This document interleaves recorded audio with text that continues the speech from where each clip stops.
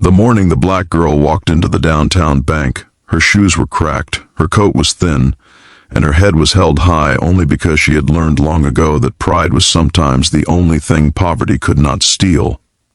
Her name was Ruth Johnson, and every step she took across the polished marble floor felt like a challenge thrown at a world that had already decided who she was. People glanced at her worn-out clothes and tired eyes, quietly placing her into a box they thought they understood.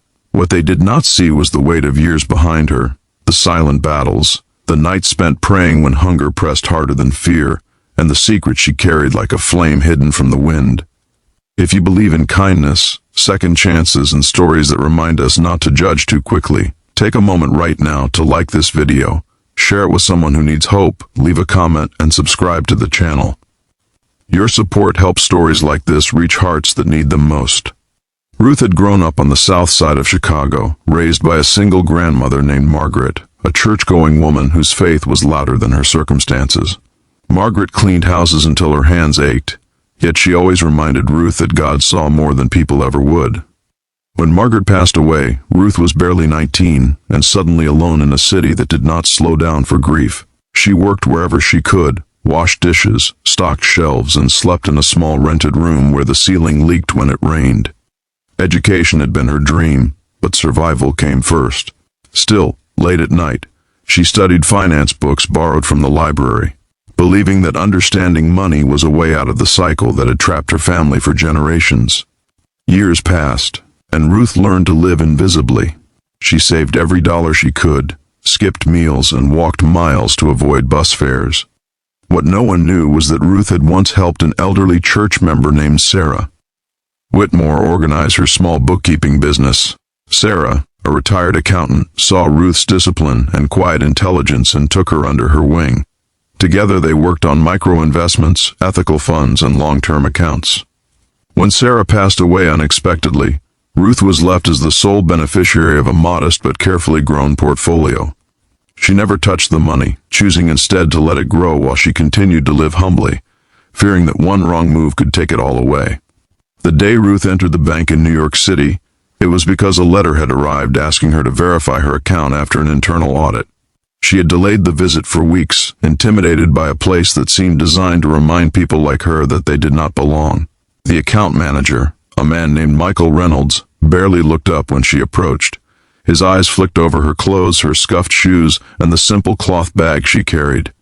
His smile was thin and dismissive, the kind that assumed confusion before it even listened. In his mind, Ruth was another person checking a nearly empty account, another small task in a long, dull day.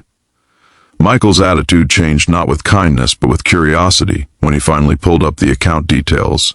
At first he thought the system had glitched. Then he refreshed the screen. The numbers did not disappear. Ruth Johnson's account was not small, not struggling, not accidental. It represented years of patient growth, ethical investments, and disciplined saving. The balance reflected a future secured through wisdom rather than luck. Michael's amusement faded into silence, and the air between them grew heavy with realization. Ruth stood calmly, hands folded, watching a familiar pattern unfold, the moment when assumptions collapsed under truth. As the verification process continued, Ruth's mind drifted back to nights when she had cried quietly so neighbors would not hear, to mornings when she prayed over empty cupboards, to moments when she almost gave up and spent the money just to feel safe for a while. She thought of her grandmother Margaret, who had taught her that dignity did not depend on appearance, and of Sarah Whitmore, who had trusted her with knowledge rather than pity. Ruth realized then that this visit was not about the money at all. It was about standing in a space that once intimidated her and realizing it no longer had power over her identity. When Ruth left the bank, the city looked different, the same streets, the same noise, but her heart felt lighter. She did not suddenly become flashy or vengeful.